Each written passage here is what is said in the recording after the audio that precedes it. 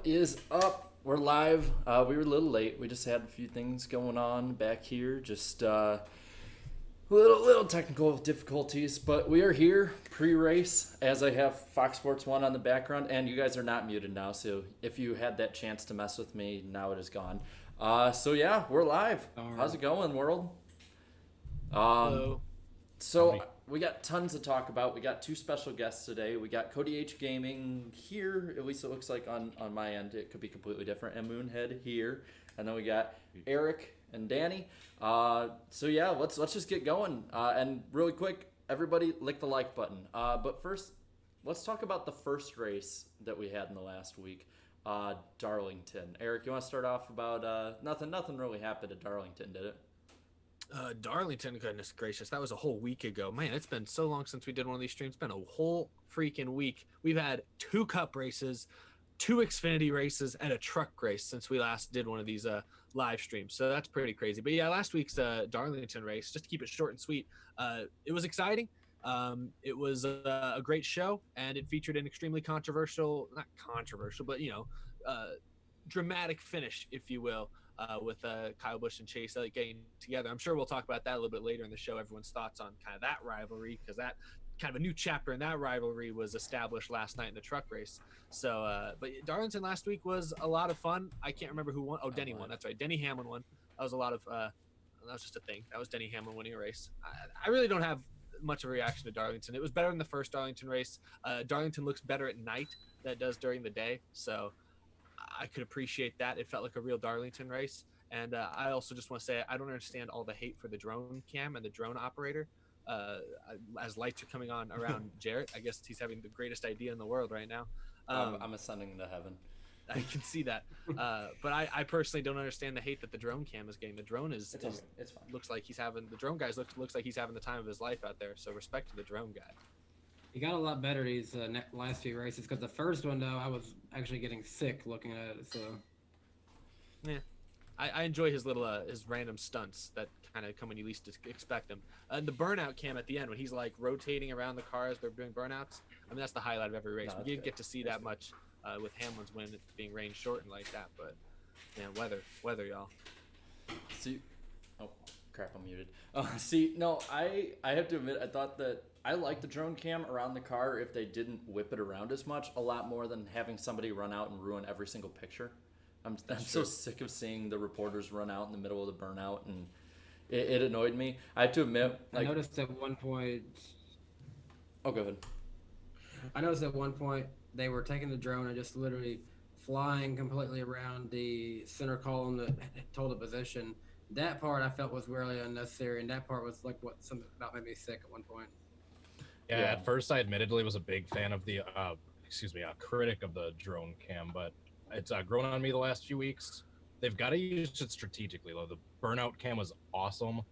One of those intro shots where they like came up through the entrance of the track and then like went over the grandstands. That was really cool. But when they're trying to do like cinematic shots, like when they're like half mile up the track and you can't really see much, and those they can get rid of. But I do like some of the ways they're integrating it recently. Here's my question: can we get so good at a drone cam that we can implement a actual chase cam just like it is in NASCAR games? That'd be good. Like it's tethered to the back of the cars and it's just always following right behind us, so you get that third person view. I'm sorry, when Chase was doing the burnout last night though, and the drone was right behind him, in the back of my mind I'm like, please brake check it, please. And thank you, Wayne Montgomery, for the $1.99. Says, congrats to Danny B and Eric for being in the 100K cam. Yeah, that's right. Oh, yeah, that happened as well. That was fun. That was cool. It was cool to see other familiar faces on there as well. Yeah, I saw Blue Jimmy. Didn't see him, but I did hear MDK's voice. So also, I might be mistaken, but one of the commercials for the races, I swear you can hear Randy the Plumber yelling during it. I swear they're using Randy the Plumber during it. I don't know which one in particular it is, but I know like it'll pop up because of all the NASCAR stuff I watch. So on videos, the commercials will pop up, and I swear I hear Randy the Plumber. That voice just echoes through the heavens no matter where you're at. It's hard to escape him. So it wouldn't surprise me. Mm-hmm. Moonhead, what did you think about the Darlington race and the Chase and Kyle Busch incident? I mean, I thought it was awesome. I wish the Rona stuff wasn't happening so we could have seen a brawl, but other than that, it was pretty cool. I thought the race was pretty good. Sunday, the day race was okay. I mean, it wasn't bad, but it wasn't great. But I thought the night race, it really surprised me because I hate this package, and I thought Darlington was gonna suck really bad. But I mean, I enjoyed every bit of it. I hope that NASCAR markets this rivalry, even if it's not really like, even if they don't really hate each other. I think we could kind of have like a Dale Sr., Jeff Gordon type thing with this. Not as cool, but kind of cool. I agree with you on that. I saw someone, I can't remember where it was. It might have been on Facebook I saw, but someone did suggest that they had the perfect Dale Earnhardt, Jeff Gordon 2.0 kind of deal going on there. I mean, it's been getting compared a lot. You have the guy that replaced Jeff Gordon after he retired in the 24 car versus the guy in the modern era that's been most often compared to Senior. So, right, he does drive a lot like him. It has potential to be awesome rivalry. Well, and then too, like what I thought was cool is they're like, oh yeah, we're all fine and stuff and all this, and then Elliott last night, after basically being the bounty hunter and winning, goes out and does Kyle Busch's bow, and I'm just like, I don't know how he's gonna take that, man. I really hope they just keep poking each other back and forth. At the very least, it's really fun to watch the fans. I can't wait for fans to be back just because of like the trash talking back and forth. Because I remember like just even in the early 2000s, having Earnhardt fans and Gordon fans going back and forth was one of the funniest things ever to watch. Because like, especially at the track, everybody's just drunk and yelling at each other doing it, so it just makes it that much more entertaining. We have Twitter now, so they didn't have Twitter back in the days. So gosh, I can't. It's probably for the best we didn't have it. Yeah. No, and then I was just thinking, it's like if fans were there, do you know how much aluminum would have been thrown on the track at Kyle Busch after he crashed Chase Elliott? Oh, it would have been compared to like Talladega 2004. Like I think it would have been that many people being that pissed off at him. Yeah, there wasn't a single fan in the stands, but you could almost hear the boos if you listened close enough. Really quick, I'm gonna go through because I put 2 polls up this week, and they both broke the record that we broke last week. So woohoo, good for us. Nice. Okay, so oh my god, I didn't realize that I haven't posted much. So the Toyota 500K, we had a poll run on here. I can't share the screen on here because OBS and Zoom decided just to take a massive dump on me. So we're gonna have to do it the old-fashioned way, where I read it off of my phone. That's old-fashioned. But I will read some of the comments. But we have to get through 2 polls, so I can't go in depth on at least the first one. But we had 5,500 people vote on what they thought of the Darlington race. 61% of you thought it was great, 27% thought it was good, 7% thought it was average, 1% below average, and 3% of you thought that it was a bad race. Net negativity of 4% and a net positivity of 88%. Yeah, it was pretty partisan. Looking through the comments, the first one is, I vote the Fox the real winner of the race. That's right, we had a Fox come on the track. Yeah. I remember when I went to Michigan in 2016, we had to wait extra time to be let in because they don't have a tunnel that they let RVs in. They don't have one that fits them, so you have to go in through the back stretch right around turn 3, and we had to be held up because a practice was held up because there was a groundhog on the track on the back stretch. I remember that. I remember seeing that on TV. We're sitting there sweating like hell because it was like 95 degrees that day. It was one of the hottest days I've ever been at a racetrack, and we're just sitting out there sweating, and I'm like, you're not gonna believe what's holding us up right now. And I showed them, and they're like, oh my god, like my family was all there, and we're just like, oh my god, only NASCAR. Let's see what else we got through here. Your boy Will says somewhere DW is saying, oh he turned him, no. I saw somebody synced up the audio to the Elliott situation, and it fit so perfectly. Oh, DW left at the right time, but God, I do miss some of those moments that were perfect. Mm-hmm. Neptuna said that seeing Chase flip off Kyle as he drove by was nice to see. That was pretty funny. I love that it. FS1 didn't like cut away. They held it. I think there's a slight zoom out on it, but they like held it for a good probably 3 seconds. Wonder how much that cost them. And I was surprised they didn't afterwards even say like, "Oh, I'm sorry, our cameras caught that. I'm sorry, you guys had to see that." Like nothing. It's like they almost. I think Mike Joy might have said something like, "Oh, we apologize for that," or something like They that. apologized because they caught an F-bomb from Kyle Busch. Oh, Yes. that's what it was. That's what it was. They did get that. Jeff Gordon was the funniest part in my opinion. He's like, oh.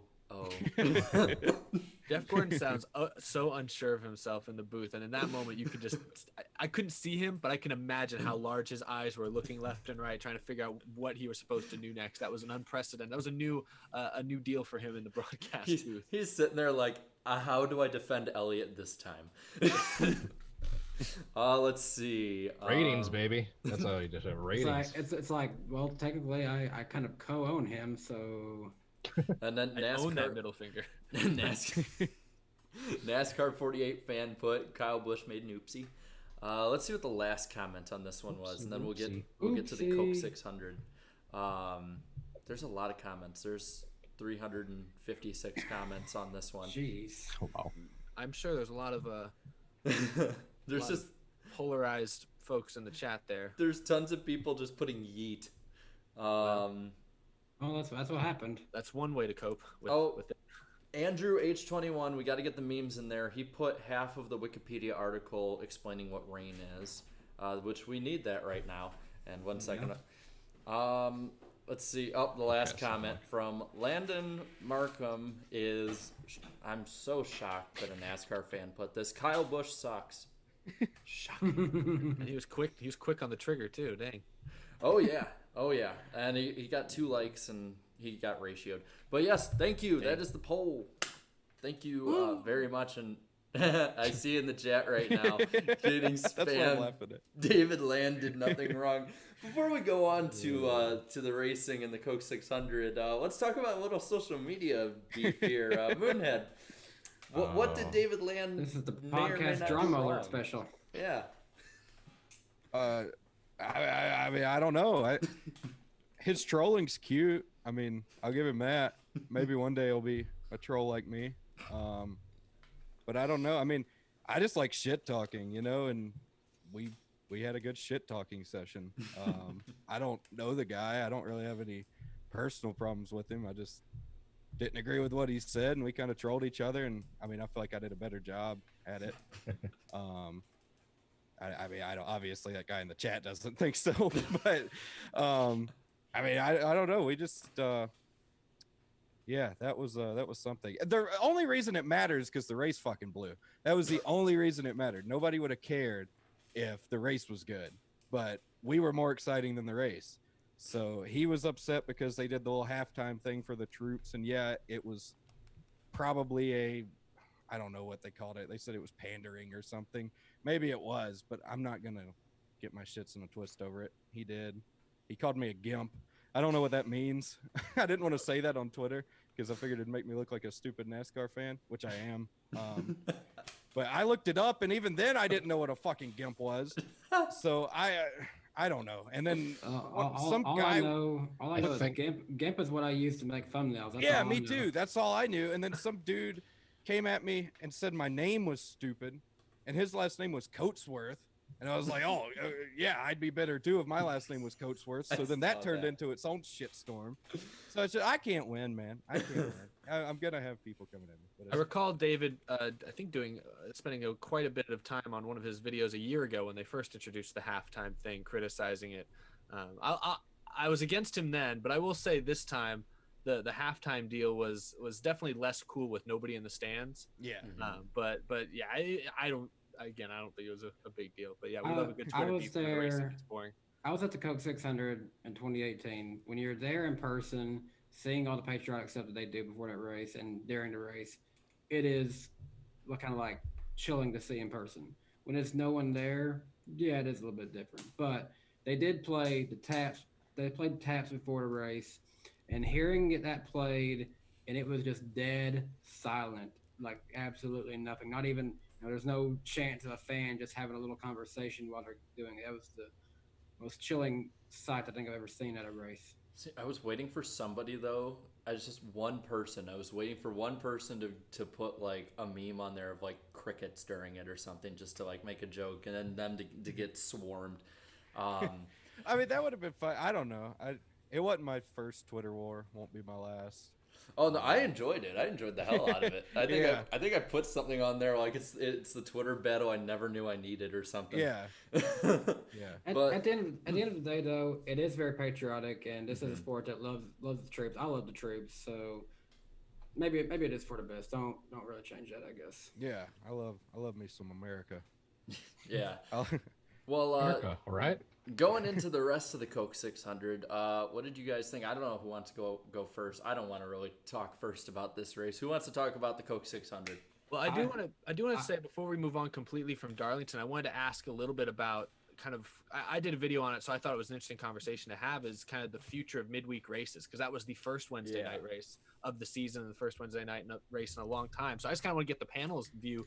Did y'all enjoy watching it? Like, I just want to start off. Like, did you guys enjoy the fact that the race was Loved it. Wednesday night? Give us more. I have to admit, I liked it. Here's what I'm thinking. I love it for the fact that go to work, come back home, chill out, and watch NASCAR. But I got to think about it like this: when we're back to normal, I'm not gonna be able to take off work and just go watch that probably, like in person.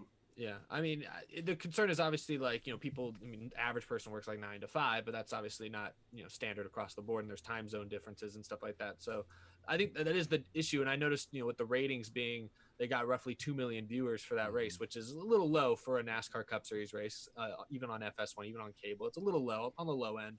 So I wondered if you guys thought that maybe hurts the future of midweek races, because I know they keep talking like in 2021, if they blow up the schedule, there's a chance we'll see some midweek races next year. Like, I don't know, how likely do you guys think that is? Kind of, obviously it'll be interesting to see what the ratings look like for tonight's race, which likely going to be rain delayed at the very least, so maybe a rough one to base it off of. But just going off last week's race alone, like, what do you guys think that helped or hurt the argument for more midweek races? I don't know. Just going back to how it is with like attendance in person. Me personally, races I go to in 2021 will likely have to be weekend races. I don't see myself going to many races during the week next year. Maybe I'd like to try to do maybe one of them if possible, but I can't see myself going to a bunch of them. But at the same time, it's one of those things that you just kind of have to try it, because that's the only way you're going to find out.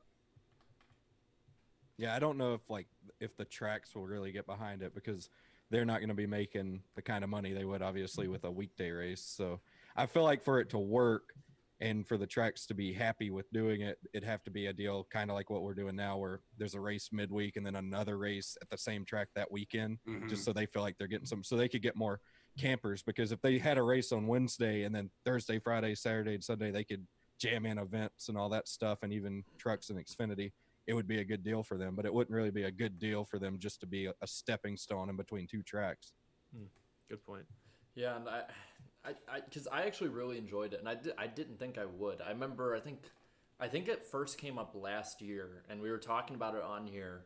Then we talked about it in a lot of our Twitter group chats too, and I was like very much against it. I am against it if it's like if they're gonna do like 8 of those a year, I'd be like, no, I don't want that. But I mean, if there were like 2 or 3 of them, I'd be down for it. I just think with the TV ratings being low for even modern NASCAR standards.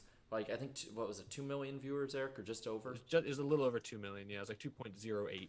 Yeah, I think that's, especially when there's nothing else on right now, I really do think that it hurts it a lot. I mean, I think if you're going to test it, I think what Matt Weaver talked about last week or 2 weeks ago with us was about the Wednesday after the All-Star game, because it's completely dead for sports. I think that would be something you could try it out with. But it would have to be. I think the summertime probably would work best. Yeah, I think people will have more freedom. You have to do it during the summer for sure. Just because more than likely it's going to have to be a night race, which means that it's going to be a lot cooler in a lot of other places. And I think you have to make it something special. So I think it's a very small pool of tracks that you can have really work for a midweek race. If they were like to add Eldora or something, that'd be something like really special. It's the only Wednesday race, dirt track race, something like that. But if you're just going to be like, oh yeah, we're doing a midweek race at Kansas, I'm going to be like, yeah, I'll watch because I'm a fan, but I'm not expecting somebody that I know or, just a random person off the street to be like, oh boy, NASCAR is racing at Kansas. I can't wait. It's something like that. But if it's something like that you can really market, I don't know, maybe like a Daytona race or something. If you want to throw like a big monkey wrench in the schedule somewhere, I don't know. I guess you could make an excuse to doing it on the 4th of July if you put it as a Daytona race. You could be like, well, we're going back to the roots. We're doing it on the 4th. And these midweek races definitely make them shorter. Shorter has been nicer. Maybe even do that for most of the other races too. Like if we're a track, I think would be a perfect candidate for a midweek race is good old classic night race at Bristol, but not a 500 lap race. Do a 250 lap race. Well, and if you want to keep the 2 races at Bristol, but you still want the attendance and everything there, maybe make the Wednesday before the night race like a short little race or something like that at Bristol. That's what I'm saying. But well, then you could have Nashville as the other Tennessee slot that takes up where the first Bristol race was without having that much competition. We still got to do a lot of work in Nashville though. It's not ready, so yeah. One of the things that makes. Oh, sorry. Go ahead. No, go ahead. No, it's fine. One of the things that makes NASCAR stand out big time and compared to a lot of other sports, just how long and grueling the schedule is. If they added just even 4 midweek races throughout the course of the full year schedule, I mean, that would theoretically shorten the course of the full schedule by like a month. So it would be that much more off time for the drivers to mentally, physically recover, deal with their families, etc. And that's what we had Hannah Newhouse on here last year, and that was something she talked about, is that even in 2019, they were working on their 2021 schedules, and I think she said something like NASCAR was like trying at if everything went perfect, which again, NASCAR has proven that if something will go wrong in their planning, that it manages to always go wrong. But I know that she was talking about like they were trying to get to the first week of October as the finale, which makes me think that they're probably gonna plan to do some midweek races. But if they don't get the attendance, which I think is going to matter a lot more after this TV contract is done, and then they don't get the TV ratings too, I do think that they might have to make it maybe a 1-a-year thing or not even do it. If it proves to be a loss, and the fact that it was the only thing on TV and it still had as relatively low ratings as it did. I mean, it still was around where like the Kansas race this time of year is at, but it's still you'd think that there'd be a bit of a boost at this point with it. Really quick, I'm gonna respond to a super chat from Chrome Diesel, $2 super chat, said the 600 doesn't. I assume it means doesn't seem to be an endurance race anymore. And then another one from Dusty says, "Did y'all see Kyle Busch truck race post race interview?" Yeah, and then we'll get to that in a second. And then Kylito Newt 28 says for 199, thank you, man. Says no pre-race penalties per Jeff Gluck. So no pre-race penalties for tonight. But yeah, I guess we could really quick before we get to that. Where was it? We could talk about Kyle Busch's truck race interview. I liked it. I mean, it. that's just an angry boss. Like, most successful business people are dicks. Like, if you think about it, at least when something goes wrong.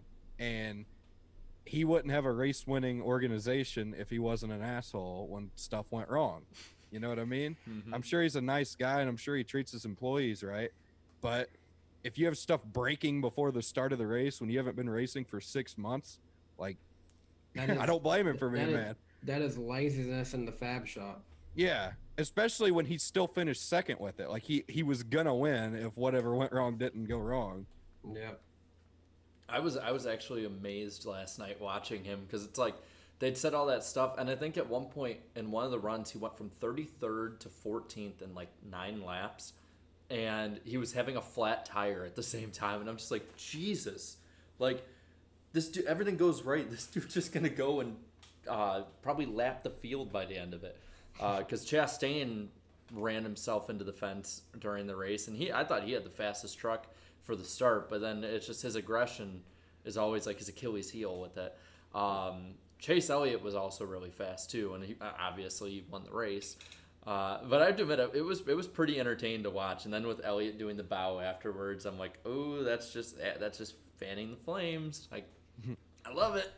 Honestly, though, I feel like Kyle would probably already be over it if there wasn't so many people on Twitter just constantly saying something about it, though. He takes the bait. That I don't know. I think Kyle might be a little bit. I think he was over it, and I think he thought Chase was over it after they had a phone call conversation after Darlington, after the wreck, and they both said, "Oh yeah, it went well. Chase is a class act." After the 600, Yeah, he was the first person to come up Yeah. and had a father-son moment. came up there like a fun uncle and just was like, "Hey, sport, it's gonna be okay." I think at that point Kyle was probably thinking, "All right, it's behind us now. It's okay. He might race me hard, but that's fine." But then with the trucks things last night with the little bow, and you can kind of see in the Zoom call or whatever it was that they had afterwards with Kyle Busch, he kind of seemed surprised when I think it was Patriotic said, "Oh yeah, did you see Chase do the bow?" Kyle was like, "Huh, well that's cute." So it's Kyle Busch. He's obviously playing it up for the drama because he's really good at that, and he's like you said, he takes the bait. But I think Kyle Busch is a little miffed. I don't think he's gonna go take Chase Elliott out or something like that. No, I don't think he's that kind of miffed. But I wouldn't say they're on quite as good of terms as they were 2 weeks ago. That's what I would say. Chase, I also feel, personally, more than I've seen this year, he's definitely seems like he's becoming more aware of what his position is in the sport. The fact that he's expected to be with the guy who's winning races, and you can tell after Las Vegas, after Phoenix, after Darlington, after Charlotte, it's eating him that he knows he had 4 chances to win a race and he hasn't done it yet. And you can tell he's definitely more aware, I think, this year of who he is and what he needs to be doing. really quick. Thank you, mother of all icebergs, for the $5 super chat. Shout out to the dude that keeps walking behind me. Thank you. Yeah. And then $5 from Rift Dane says midweek race or midweek racing needs to be either at a vacation destination or a very local short track. I like Slap Shoes' idea of Bowman Gray Stadium. Slap. I love that idea too. That would hurt some checkbooks, that's for sure. That would be amazing. I mean, when I made a video today about like different tracks that I thought will or won't be on the schedules going forward, someone put, "Why can't we just do Slap's idea?" And I go, because unfortunately he is not the God Emperor of NASCAR yet. We'll have to wait for a while. Just give it time. Yes. Also, really quick, I should say this before like we go any further just about tonight. There is a rainout plan for the race tonight. If it gets rained out, it will be raced tomorrow night, Thursday, 7 p.m. Eastern time. So it won't be like a noon race. And I'm just sitting here like, because I don't think I put it on Twitter or anything. I'm getting a tooth pulled. So Oh boy. yeah, in the morning. So I'm just sitting here like, live tweeting is gonna be nuts for me if it gets postponed today. Like, people better be like following me on Twitter and like tuning into Twitter just to see what I put, because it probably will not be coherent. So I'm like, oh boy, because I thought I was gonna miss it, because it was originally, I think, planned noon Eastern time, and I'm like, oh, it's like right around the same time I'm getting this happening. No, now I'm gonna be happy watching this race if it gets rained out. But there is a window. I talked to a few people like around Charlotte and some people from NASCAR, and they were saying they're pretty confident that they'll get it in tonight, at least halfway. Might be late. But if not, tune in on Twitter tomorrow. And I saw also from Jim Utter, he said if tonight's Cup race is postponed to tomorrow, the Xfinity race that is scheduled for Saturday at Bristol will then be on Monday instead. I don't know why, but that is. That doesn't make any sense. That's an entirely different car. I don't know. That's what I saw. And I also saw, it might have also been from Jim. I'm not sure where I saw it, but they said a bunch of people, a lot of the crew guys have left Charlotte Motor Speedway right now. So it indicates that they will not be racing on time. Let me put it that way. They just still finished up inspection, but I think they're expecting a fairly late evening. Here's a live look at the radar, and as you can tell from this, there you go. That's one benefit of these midweek races being so short. Like, try to squeeze them in a shorter amount of time. That's crazy, going from the Coke 600 to a 312-mile race, like almost literally half the distance. How many laps would that be again? I don't know off the top of my head. I'm trying to like 200. I'm trying to divide it in my head. Yeah. Oh, what'd you say? Like 200 or around? Yeah, it'd be like, if it's 311, yeah, a mile and a half. I mean, you'd be around 200 laps, right? Yeah, probably just, I would think, because what 208. Okay, yeah, because I know the 300 miler is always 200 laps. Wait, so it's 310, right? That's what it is. So if it's 208 laps, then we just need to get to 104. Oh, that's relatively easy. How long And the are the reason stages why- again? I have no idea. I don't know what they are for tonight's race. Yeah, I I was seen. gonna say the reason the Xfinity race would be postponed was because of TV equipment. Moving TV equipment from Charlotte to Bristol is going to take too long for them to be able to do it. I'm guessing the stages would be like 60, 60, and then like 88, something like that. Yeah, chat. Let us know what the stage lengths are for tonight. Unfortunately, I was woefully unprepared and did not write them down. My bad on that one. But yeah, just let us know in there. So we keep beating around the bush here. We do have to talk about the 600. Do we? Yeah. I like the first two stages. Of course, I bet you did, Danny. I bet you were like wishing for rain as soon as the second one ended. Oh, yeah, import. We're done. We're done here.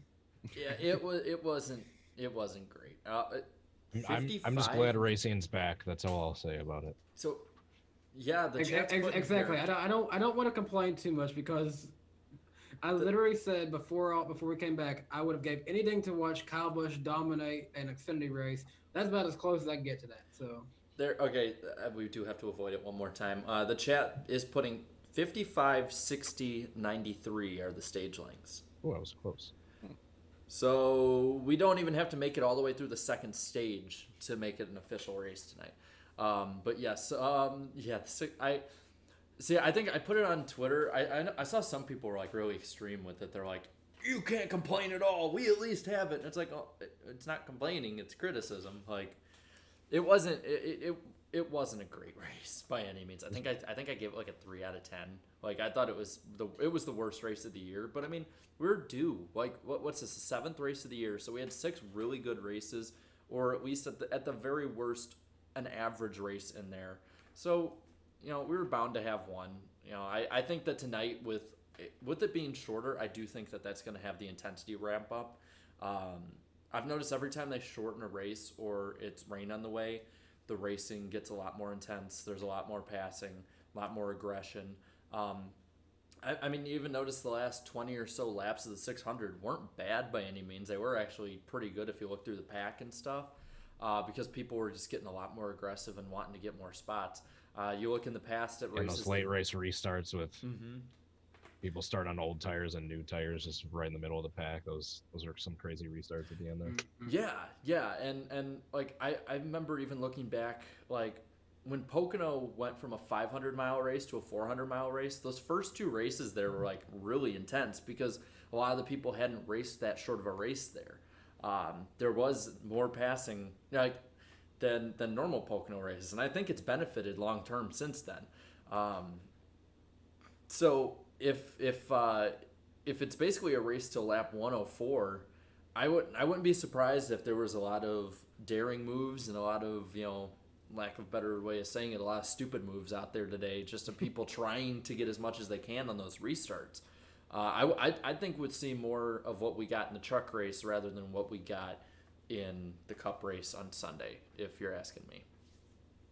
Just a little bummed out with all this rain is likely going to wash away, or going to make the PJ1, the traction compound, a bit less usable. It felt like that was really coming in a little bit during the Xfinity, and especially last night with the trucks. It felt like they were really willing to put all 4 tires in that stuff pretty consistently and get some grip and make hay out there. We never really saw it fully come in on the Cup Series side of things. It looked like would only work for maybe a lap after a restart, and by the time everyone was up to speed, it was slippery. yeah, the inside line was definitely what you wanted to be in, and track position was key. So Yeah, so it's it sucks. It was clean air. It was a clean air type of race. It was super difficult. The only notable thing that really seemed to change from last year's 600, which I recall ended with like a 4-wide pass for the win, compared to this year's 600, was a different tire compound, at least on the left side tires. I'm not sure if it was all 4 or if it was just left sides. I saw conflicting reports about that. They gave basically the same tire that Trucks and Xfinity was running. And with this, I think just with the rules package NASCAR has right now, it's capable of producing great racing at 1.5 miles like it did at Charlotte a year ago, but it's it needs very particular circumstances, and one of them is the right tire. And I think NASCAR trying to kind of shortcut with bringing the same tire the Xfinity and trucks are running hurt the Cup Series cars because they needed a very specific kind of set of circumstances to put on great racing. Because I thought last year's All-Star race, last year's 600 were fantastic, and then this year's Coke 600 was an absolute. It was terrible. It picked up a little bit the final 100 laps or so, but it was not up to that point. It was nothing to write home about at all. So it was disappointing. I think one of the super chats earlier was saying that they don't feel like the Coke 600 feels like an endurance race. It doesn't. And I think endurance, there really is no such thing as an endurance race in NASCAR anymore because these race cars are so durable. We rarely blow engines anymore. That was the point of the Coke 600 when it was kind of first introduced was, drivers, obviously, can they hold up, but also more so can the cars themselves hold up. Nowadays, the car question is not a question. The cars always hold up. Drivers are in great shape these days. Even the ones who may not look like they're in shape, you would be surprised. They do a lot behind the scenes to make sure they're in shape. So really fitness is never an issue at all either. So really, I think if you want to make the Coke 600 an endurance race, you either make it 1,000 miles and just say, hey, we're gonna have a 1,000-mile race once a year, or just put it back down to like 400 or 500 miles and just treat it like a normal NASCAR. Make it the Coca-Cola 600K and make it 400 miles instead of 600. I don't know if that's blasphemy to say, but I think it's just, I don't mind them keeping the Coke 600 the way it is. I don't mind the longer race, but I do think you can't bill it as like an endurance race. I think it's lost some of that charm. Let's do a 1,000-mile race at Bristol or Martinsville and call it the Mountain Dew Baja Blast 1000. How about that? There we go. I like that. Never. That would put driver fitness in question if you do 1,000 laps around Martinsville. A 1,000-mile race that plus 2,000 laps. Yep. Why not? I'll be like Slap and be an agent of chaos with him. No, but let's just have the 24 hours of Coca-Cola from now on. I do think though the biggest talking point after that race though was the fact that Chase Elliott and basically lost a race that he had in the bag, and Alan Gustafson made what could be argued as one of the worst calls, but you can also make a different argument too. It depends. He drove up to third at the end and then ended up finishing second because Johnson failed post-race inspection. So I guess what are you guys' thoughts on that one? Though, the thing of this is the second time Hendrick has done this year. Greg Ives and Bowman did it at Las Vegas this year. Like, have we not learned, like, in these mile-and-a-half races, if you're running fine up there, track position's going to do good. I know you say, oh, well, if I pit, then everyone's going to stay out. If I don't pit, everyone's going to come in. Maybe, but that's the risk you got to take. Yeah, I feel like it's the opposite of what it used to be, where if you were in that position, you almost wanted to pit to have tires, so that way you're at least on offense. But now with the package, I mean, you can always bank on guys outside the top 10 doing whatever you do because they're not going to really run any worse. But now with the package and how hard it is to pass, I think you just have to stay out in that situation, even if everybody else is going to go in behind you, because it's so hard to pass. You're not going to drop near as bad as you might if you go down there and let everybody else pass you, and then you have to struggle to pass if you don't get wrecked by all the slower cars stacking up in front of you. I didn't think Chase would make it back up to third or whatever he did. Like, that really surprised me. I thought he was done for. And I don't know exactly. Like, I watched it a little bit at the end. Bowman had an issue on the last lap, and I put it out on Twitter, and a lot of people, like, it really blew up more than I thought it would. I think he about wrecked it and realized that he'd done that and realized that his team does have a quick car. The race is shorter tonight, and he might have purposely fell back in line 20th. I don't know. I know when he got really loose, he lost I think 12 spots right off the bat. So I guess he got back there. He's like, I'm 19th. I might as well go one spot further back. No, but that honestly, watching that, I was baffled because I'm seeing this and I'm like, wait a minute, we've had half a second of fall off over an entire run, and you're pitting from the lead. I mean, I kind of get Alan Gustafson's thinking there, where it's like, hey, if we don't pit, everyone's gonna pit behind us. But it was proven how clean air was at such a premium during that race that I do think had he cleared the line right off the bat, he would have been just like how him and Keselowski would have been how Keselowski and Johnson were at the end. They would have pulled away. I think the guys on older tires would have probably given the gap that he needed. I think he would have won. And you could see he was how frustrated he was. You could see.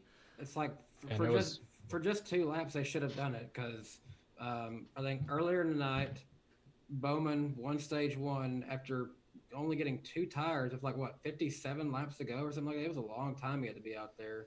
And then even Matt DiBenedetto led for like what six or 7 laps with only 2 tires. Yeah, like, and he held off like Truex, didn't he?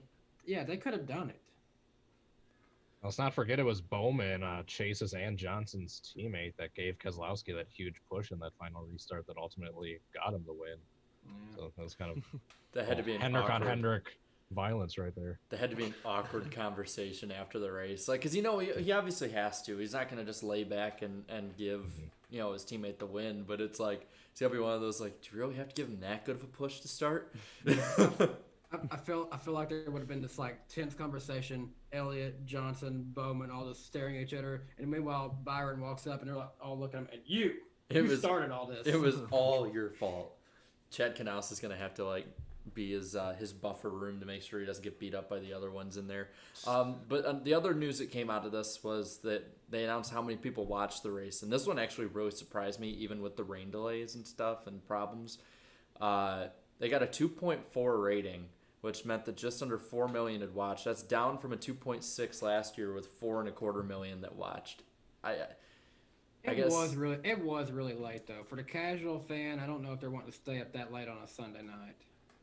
I was just surprised though because there's really was nothing else on later that night, and the fact that there was no racing whatsoever. I thought that there was the replay of the Indy 500 from last year, and I saw that got like 600,000 or 700,000 people watching that, but I have to admit I'm surprised, and I have to think that NASCAR's looking at that as kind of a loss, even with some of the problems around it. I think there was the golf thing. Yeah, Tom that's Brady what I was just and gonna Tiger say. Woods. I think that took a lot of viewers away. That took a lot of viewers away from the start because I think that was wrapping up around the time this race was beginning. I think the big problem is that rain delay hit at the worst possible time. That rain delay basically hit as the golf thing was ending. And so right when NASCAR's only other major sport, and let's be real, that was a major competition. There were a lot of celebrities at that thing. That was a big deal. That was going to beat this race more than likely. But the moment that ended and people finally were like, okay, what else could we watch? NASCAR went under, it was a pretty quick rain delay. I'll give them credit. You could tell how desperate they were. They knew it was important. They got those gyros on the track, and that was twice as many air titans as I've ever seen on a track at one point. I guess it's Charlotte. They all camp out there. They all are in storage there, so they brought out as many as they could. They had reinforcements, as I'm saying, but I think that rain delay hit at the worst possible time. Now, I did hear from a guy at NASCAR, and he told me today that don't take this. This is a guy from NASCAR. He could just be blowing smoke up my ass, all that type of stuff. But he was saying, like that they were tracking up before the rain delay hit, and the rain delay was like a huge hit to their ratings, which I'm like, okay, that's probably true to some extent. But he was telling me that they were several percentage points up from last year before then.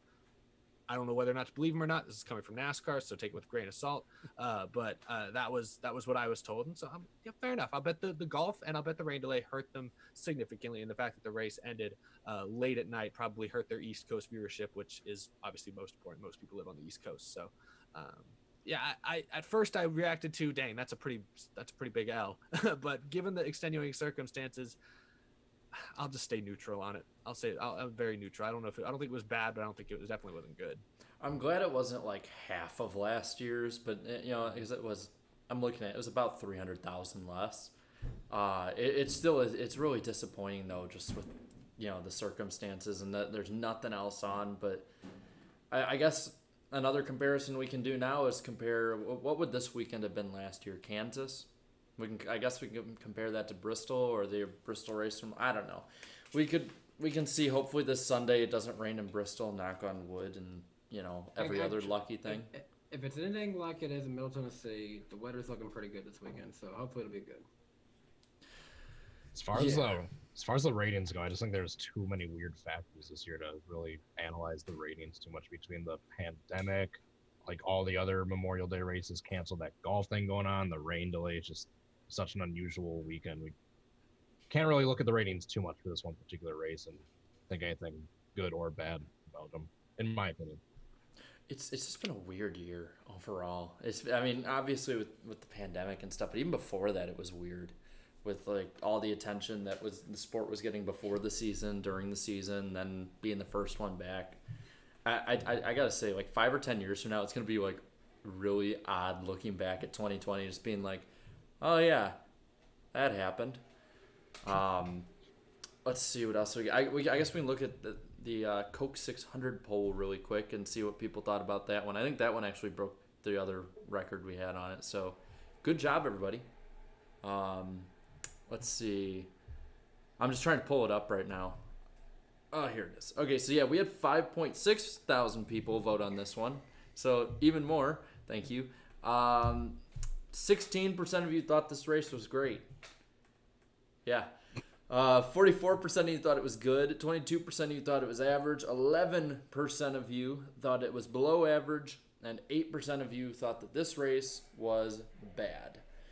That puts a net negativity at 19%, which is actually like the second or third highest this poll's ever had, because my audience, whether I am or not, is very, very positive. 60% positivity rating on this one. So, where's it? Yeah, 60%. So yeah, it was that surprised me. The first comment though says it is from Joey G. I'm just gonna assume it's Joey Gase. Says it was heartwarming to see Kyle Busch go to talk to Chase after the race, despite the crushing decision to pit. This was obviously written before the truck race. But yeah, that was pretty cool. And then Rudy K says it is a bad time to be a Chase Elliott fan right now. But I mean, at least you're up front. Obviously before the truck race, so. Obviously before the truck race. Let's see. I'm gonna scroll down a little bit because this one has like I think 400 or 500 comments. When Jimmy Johnson is in the mix the whole race for once, and then the comment under it, he failed inspection. Poor Jimmy fans. I saw somebody in my comments trying to be like, Jimmy's was doing great until NASCAR screwed him, and it's like they're not appealing it. That pretty much tells you it was the team screwing up. I never thought I'd feel bad for Jimmy Johnson fans, even like around 20, like even last year where it was like, man, it's been 2 years since he's won. It's just like these guys. He won 7 championships. I'm sorry, I don't feel bad for him. I kind of feel bad for him the way this year started out. He's run so well and had so many things go wrong. Some of them his own fault. Like that's just got to be crushing to a lot of Jimmy Johnson fans, with everything else considered. And it's like pretty much at least half of everyone's chances to see him race in his last season pretty much gone. Yeah, that's another big reason. Yeah, and people who were at tracks like Chicagoland, people who were there. And what was the other one that lost their date entirely? Richmond and Sonoma. Sonoma. So, well, Richmond will still get another one. But Sonoma fans and Chicagoland fans, you don't get to see him. Period. It stings. Damn. Well, if there's a race this year, I'm. Oh my God, I'm actually looking forward to Indianapolis. You need to actually get to go to a race because you left Daytona. Yeah, I wasn't lucky enough to be able to stay. Yeah, and then I was going to go to Atlanta. Deal? What's the deal with Indy? Like, I know everybody's saying it's going to be the first race back. Have I missed something? So the people running at Indianapolis Motor Speedway had been saying that, like, I think it was like one or two of them had said that they intend to be the first race with fans back for both IndyCar and for NASCAR. Okay. Translation: they have both series there. This is a huge money opportunity. The ticket sales have been down at Indianapolis for the Cup Series for a while. This is their one chance to have a big year. And of course, it comes during the COVID apocalypse. But yeah, that was what I was hearing. I mean, from what it seems like, some people are like, "Oh yeah, this is probably going to happen. It's just going to be a lot more odd than usual." Other people are like, "Oh, it's not going to happen at all. You know, it's a pipe dream." I don't know, to be honest. If it's happening, I'm going. Yeah, I always said I'd never go to a NASCAR race at Indy, but I'm to the point now where I'd probably I'm gonna pack my bags and go. It's only 4 hours away from me, so I'm gonna go if I can. And Xfinity's running the road course, and in theory, is Tony Stewart still gonna race that race? He said he would.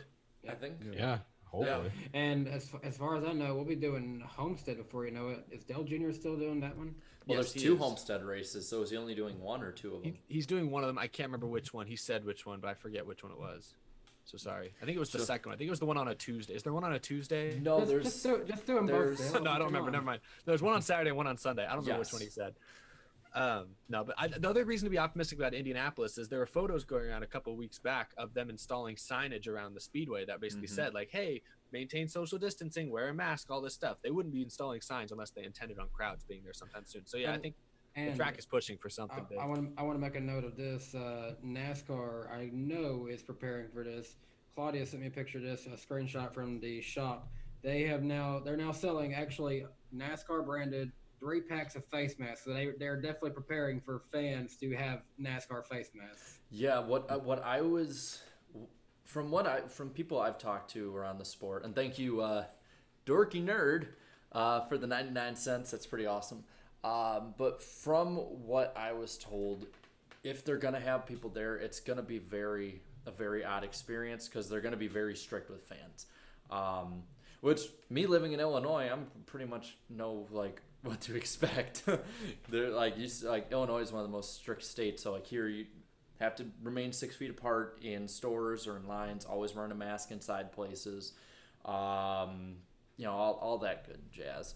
Can't have stuff at full capacity. Like, I know they don't have anything open around here really other than essential businesses still, but up in Wisconsin they have like openings and bars, of course. Cody, you can probably tell more about what Wisconsin's doing. I haven't been out too much, but yeah, they're starting to open back up. Nothing.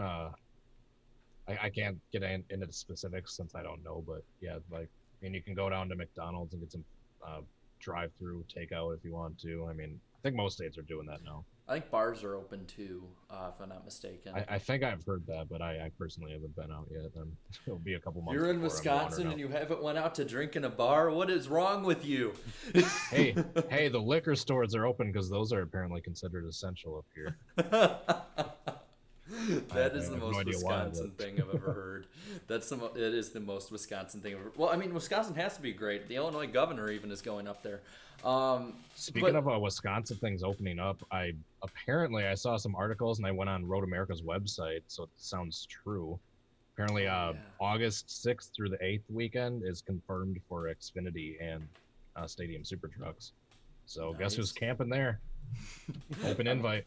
Oh, I might take that offer, man. But going back to Indy, it sounds like from what they're saying that they're going to be, it's not going to be obviously not full capacity. It wouldn't get full capacity even if they tried. But it's a perfect place. No, but it sounds like they're really serious about it. They already have plans in place. It's just they're being very hush-hush with it. Only the people who need to know about it are going to know. That way, if something does happen and they can't race with people there, then, they won't be like, well, we told you it was an iffy thing. At the same time it's a torrential downpour outside. As at the same time, for all we know, there could be drivers coming in the track tonight for the race, and 5 or 6 of them might test positive. You don't know, because you don't know what the people are doing outside of just the NASCAR facilities. So like it is still really a week by week thing right now, unfortunately. But I'm pretty confident that as long as NASCAR keeps what it's doing and the competitors keep what they're doing, I think that they'll be able to have fans there. How many? I don't know. How restricted the fans' access will be? I don't know. I'm not expecting an autograph event. That's all I'm saying. I would not. If we get the chance to go, I would not be taking too much stuff to try to get signed because that's going to be a big no-no. I have lots of footage from our trip to Daytona with big crowds around drivers. Please don't do that. And then really quick, thank you, Cody Workman, for the $2 super chat. It says Indy stands for Cup have always been 25%, so we good. Pretty much. And I would think what they would do is selling tickets. They probably only sell like a third of tickets, which is still, I think, God, that's got to be what? They still might not sell all those. Well, they can sell a third of the tickets, but then you have you've been to racing before. There'll be a person sitting beside of you. They obviously did not have that ticket. They're just sitting wherever they want to. Well, that would be the thing is the place seats 250,000, but there's only, there's 50,000 seats that are obviously better than some of the other ones that everyone's going to kind of eventually clump around at. So there's going to be, they're going to decide how strict they want to enforce that. I would say just have to tarp off tarp off a row, keep a row open, tarp off a row, keep a row open. I may do that. That's not bad. And then stagger that because you have sections. So tarp open, and then next section do it the exact opposite. Just kind of stagger it. Now, I would say that I wouldn't be surprised though, especially because NASCAR's probably going to be the first sport back to try and get fans back. They seem very bullish when it comes to getting everything back to as normal as they can get it. So I would not be surprised if NASCAR is in the middle of some heated political debate. Like, there's going to be a lot of controversy with being the first sport back to do this. There was already controversy back just being the first sport without fans. So I would expect NASCAR to probably be in the spotlight, and anything good or bad that happens is going to be looked at under a microscope, both by the sanctioning body and probably by the mass media overall. Because if they can do that and have, granted it'll be a third full, but still have 70 to 80,000 people at a place and nothing goes really that bad, then that right there would probably do a lot to push everybody else forward. Everyone is going to be watching. That's the crazy part. If we do get to come back in Indianapolis, what's the over/under on that guy who's going to be like, well, I shouldn't have to wear a mask if I don't want to. It infringes my rights. Oh, there's going to be people that do it. There's going to be. I mean, to be completely honest, I wish that I didn't have to. I mean, I go up to Wisconsin. It's funny because I live like 10 miles down from Wisconsin, and so I could, theoretically be arrested for not wearing a mask outside of a public place in Illinois, but go up to Wisconsin and go and have a beer with some friends, and I'd be just fine, My wife was telling me that she was reading something that we can probably expect to see in pretty much a lot of businesses that there'll be, just like they have no shirt, no shoes, no service, no masks, no service, probably. That's probably what it'd be for the good amount of time this year. I hate the term new normal. I hate that because it just is like promoting it going on longer than it has to. 2020 normal. Yeah. There's so many things, especially from the Daytona trip. I just look back on that footage and just think of what used to be just accepted that's now just socially unacceptable as far as crowds go and shaking sanitation. Shaking hands. Yeah, I mean, there's ahead. I was in the pits at Daytona. I forgot what day it was, but I went down to one of the end concession stands, get a hot dog. Just figured it would be pre-made. Just throw him a $1 bill, get the thing, walk out. The dude started making it from scratch. It took him like 15-20 minutes. He grabbed the hot dog and bun with his bare hands, to prep them, with toast them on the grill. It took forever. Like, the dude, I don't know when the last time he washed his hands was. And I eventually got the thing. I just ate it just on principle, just because I was sitting there waiting so long for it. It would have been a waste if I didn't eat it. And I think about that hot dog every now and then. It's like, dude, that was probably patient zero. Like, that guy making that hot dog with his bare hand, just, I cringe about that sometimes when I think about that story now. Oh, and then it's like I got sent a text here that basically outside of Illinois, like, as long as you're not within 6 feet of people, you don't have to wear masks. Now, I think it's going to be different with NASCAR just because they're open to lawsuits. Lawsuits can be filed towards NASCAR if something goes wrong. But I have to admit, I'm actually really, even with the restrictions, I'm excited that we're getting steps back to actual normalcy with this. And I love the fact that NASCAR could be the sport that actually propels this quicker than we would have beforehand. Well, I'm thinking of all the sports that people want to see, like your regular sports fans want to see college football back. They want to see the NFL back. They want to see NBA come back. Well, it's up to one person to try it, and that's us in racing. So if we don't try it, no one will even have a chance. The problem, though, like, the virus is so political at this point that being the first one back, you're opening yourself up for a lot of issues. Like, even with the mask thing, like, I know most of the places I go in that require masks, they don't really care about the mask or the virus. They're just covering their ass in case somebody does get sick. They don't want to be the ones taking the heat for that. That's the biggest thing that I've heard people say. The reason they wear a mask is for the others around them. Yeah, no, I think the difficult part here is how do, like we keep using this thing, like, as long as everything, if NASCAR runs a race with fans, as long as everything goes okay, then it'll open door for other sports. The problem is, what do you mean by okay? Because we're not going to see the day of, oh, that fan over there in section 121, he just got coronavirus. We just saw that. Like, we're not going to see that. We're going to find out 2 weeks later if maybe there's a spike in Indianapolis, but you're not going to know right away. That's what I mean. And that's exactly you're exactly right there, because I feel like there have been several cases where people didn't even realize that they had it, but they had it. And I'm thinking back now, before all this happened, back in January, I was getting ready to start a new job, and I couldn't start my first week because I was sick. I had like this bad cold, and I was thinking, okay, it'll go away in a week, and I can start. Well, I started, but that cold was like I wasn't 100% better within a week. I was maybe like more like 85%. It took me about 1.5 to 2 weeks to fully get over that thing. And I'm thinking about it now. I was like, I probably had it. And I didn't know it at the time because it was January before anyone even knew about this thing.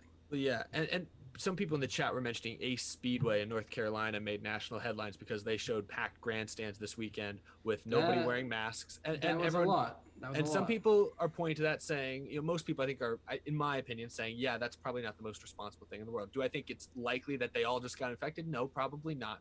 But it's an open air venue. A lot of them aren't breathing right down each other's necks, so chances are it's not a horrible thing here. But yeah, that is, in my opinion, somewhat irresponsible. But watching that race, like we watch it, and we're not going to know if that was actually an issue. There's a chance nobody got infected at that event. We don't know. There's a chance everyone did. We have no idea. So it's hard to the only way you can rank or rate whether or not something went horribly wrong at a race or at one of these events is if what if NASCAR opens the gates and there's just some random guy running through the garage area coughing on people because he's like a bioterrorist or something, and that's like the whole deal now. Like if that happens, okay, that's obviously wrong, but it's just hard to judge beyond the obvious things. Someone just out there trying to troll everyone. It's hard to judge whether it's a success or whether it's not. So that's the problem. I mean, like I said, I think there's a good chance Indianapolis is going to allow some fans, and they're going to do the same stuff. I mean, Disney World's opening around the same time the Indianapolis races, and if Disney World's opening at some sort of capacity, I don't see why Indianapolis Motor Speedway couldn't reopen. Yeah, I mean, for me personally, next month will probably be the most that I've done in a long time. I'm going to go on June 20th. I'm going to go back out to East Tennessee, and I'm going to actually go, since they've opened up my local dirt track from back home, I'm going to go film a special with a friend of mine that I wanted to do earlier this year. I'm going to knock that out. And next week, I've got a fishing tournament, probably over 100 different kayak anglers going to be to it. But it's one of those things. It's like I gotta get a little bit normalcy in my life, and that's a good step right there. I will say one thing I saw that I'm not gonna get too in depth with all of the different stuff about it, just because I don't feel like turning the comment section into a war zone. But I did see that there are some studies, and it was back when I think it was Fauci said that they should open up. That areas that didn't have full scale lockdown as much are faring a lot better right now. In comparison to ones that were fully locked down.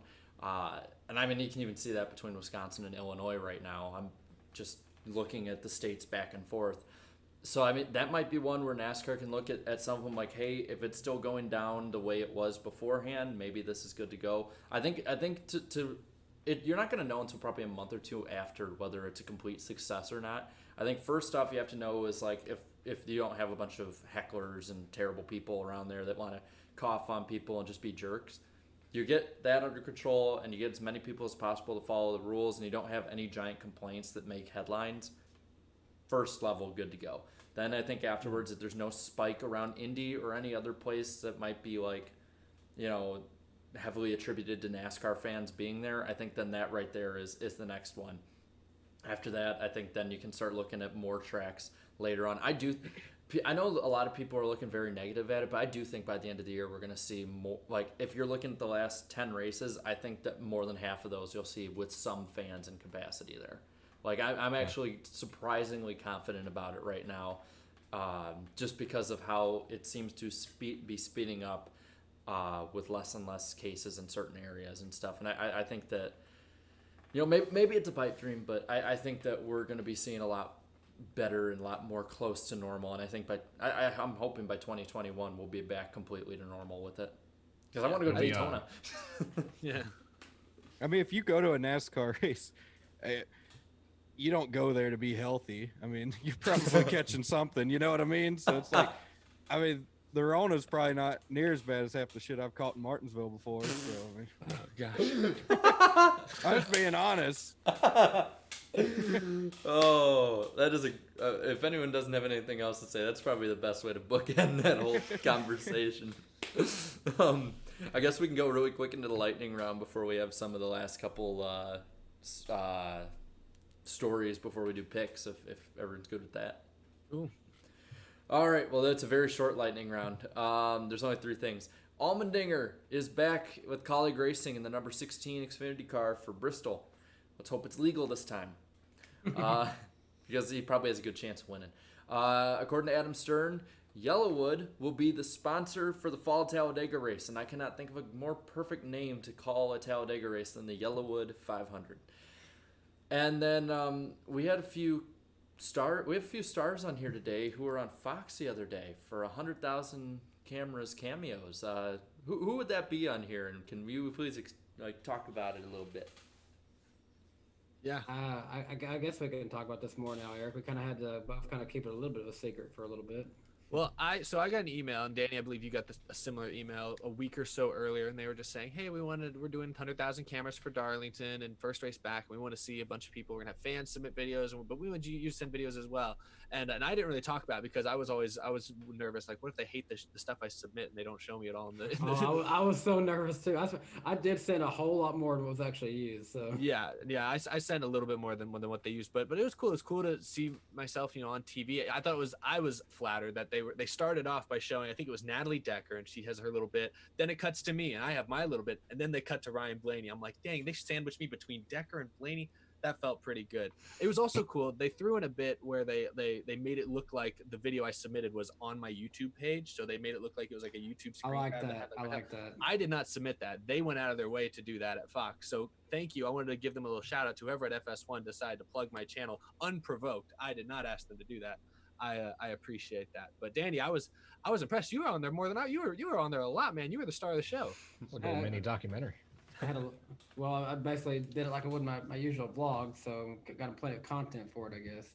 But I set up my camera at a few different angles around my pool table of me just playing pool, and they use that into it, and then they transitioned that into me saying I make videos for NASCAR videos on YouTube, and then transition into me. I was putting in back in my truck my Postmates bag because I was getting ready to go out and do Postmates deliveries that evening, and I talked about how one thing that I've been doing since all this stuff has happened is I started doing deliveries for Instacart, Postmates, and Shipt, which has been a great way to make extra money, but also a great way to help out my community, get them the things that they needed. So it's been very beneficial for me, beneficial for others, and that was a big thing that I took away from all this, finding ways to adapt and help the community. And it's kind of cool they were able to use that in there. They showed some footage of like someone wiping down some pretzels or something like that. That wasn't mine. So they just kind of plugged that in there. So that's kind of cool.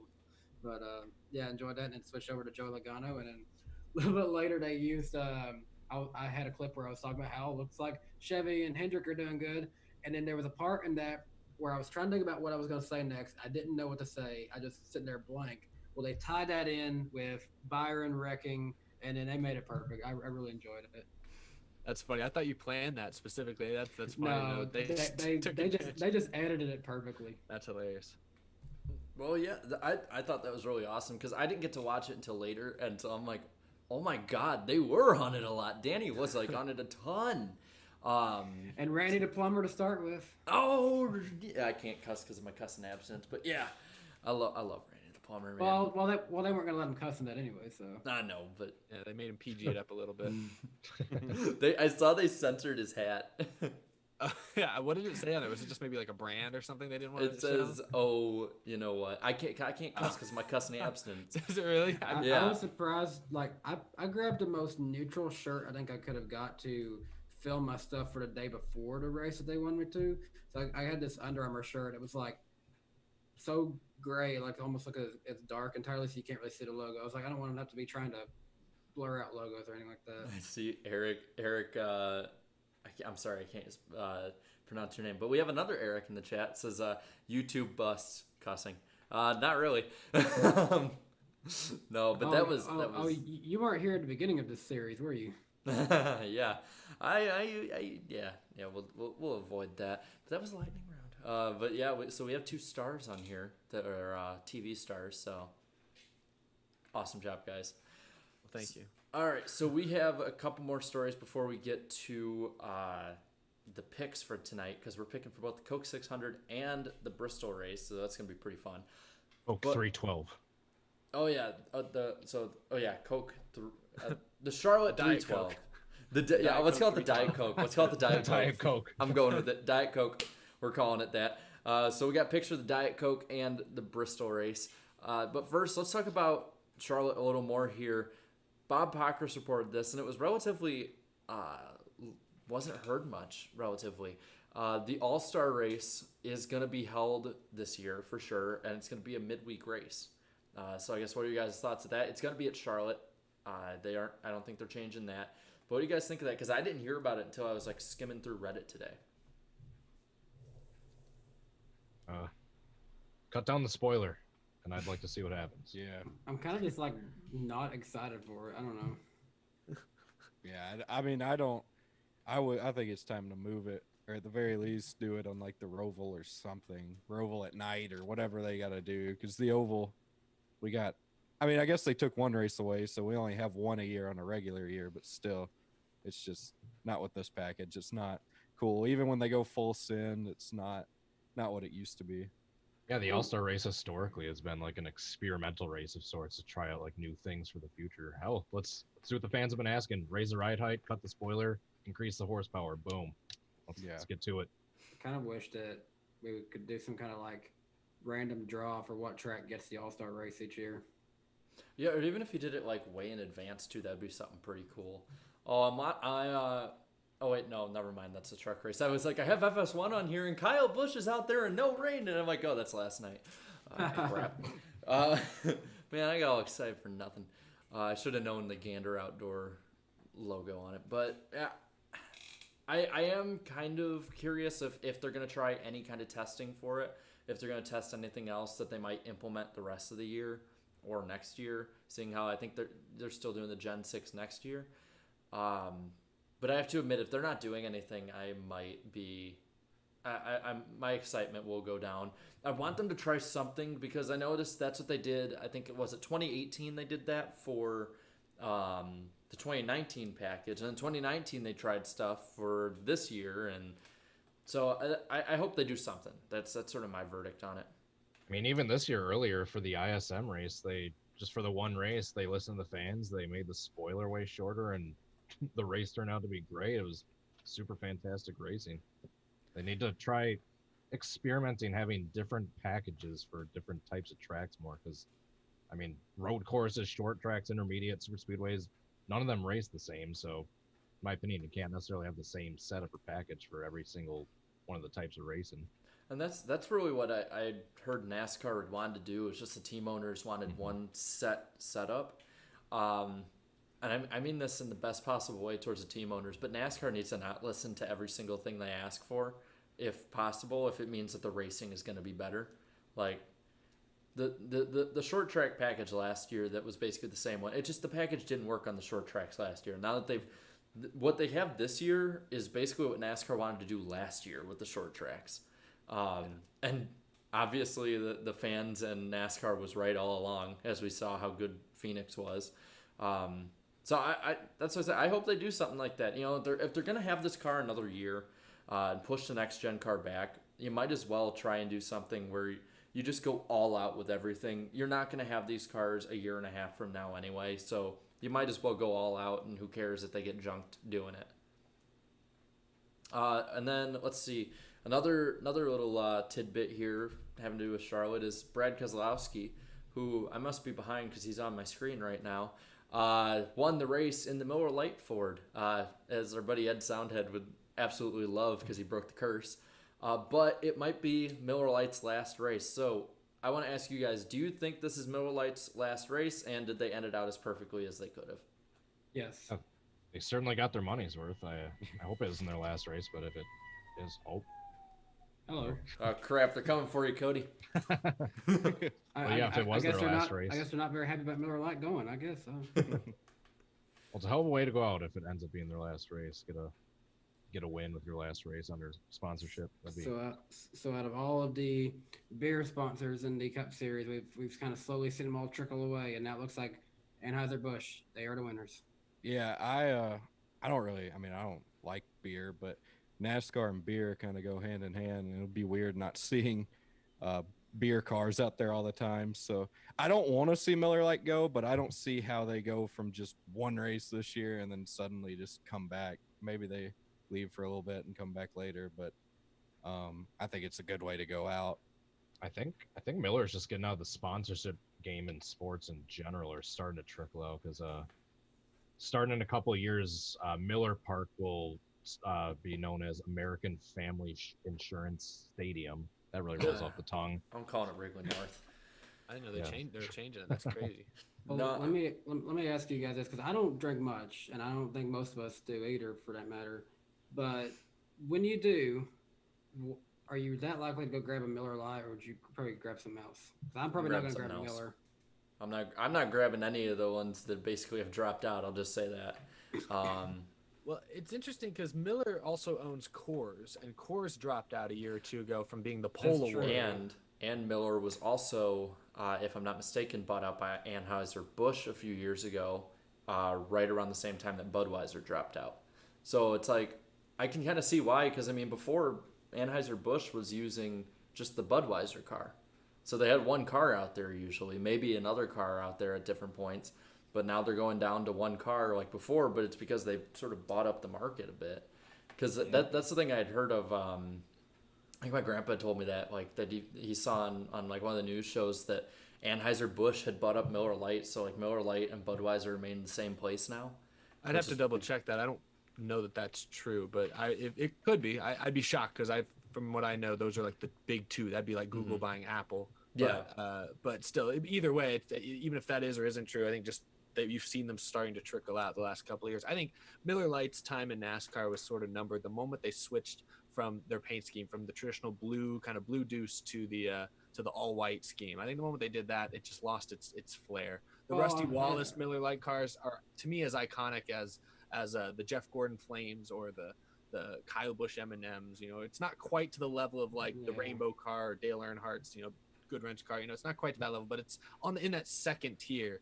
And when they changed that, I just felt like, it wasn't the same thing. They changed to the white because it matched their cans better. Yeah, but why'd they change the cans? Like, why was the point of them changing it to white? Did they run out of ink in the printer? Like, I don't know why they made them white. I don't know. The car looked worse. The car looked good the other night, though. And definitely, if this is their last race, obviously going out on top. Patriotic flair, it's great. They picked the right one because, as I told these guys earlier, that was the one race where Keselowski was like the guy in the group who did nothing to contribute to the group project but still got the A. So. And then now we're just stuck. Of any of the beers we have to be stuck with, we're stuck with Busch. Bleh. You ever What do you think mean, about? Busch? Bleh. Sorry. Then we don't have to talk the way they want us to talk.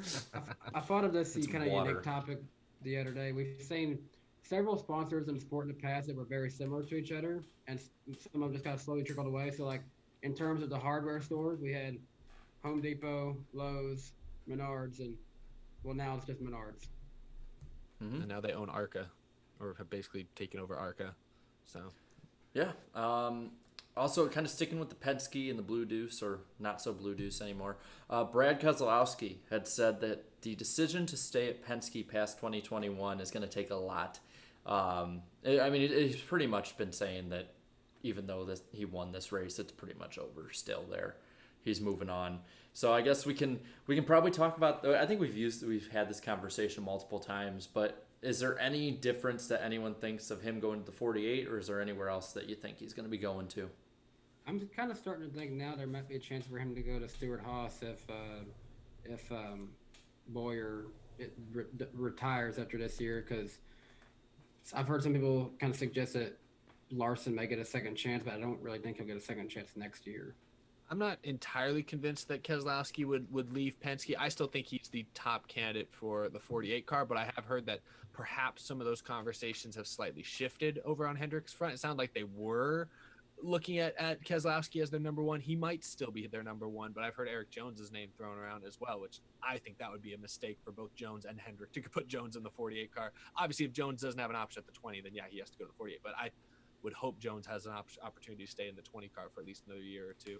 But beyond, I still think it's going to be Penske or Hendrick for Keselowski. I think if the Hendrick deal falls through, I think he will possibly reluctantly stay with Penske. But I think that's why he alludes it's going to take – he might be saying it takes a lot. It might just mean it's going to take a lot of conversations. It's going to be a long process because he's going to want to hear what everyone else has to say.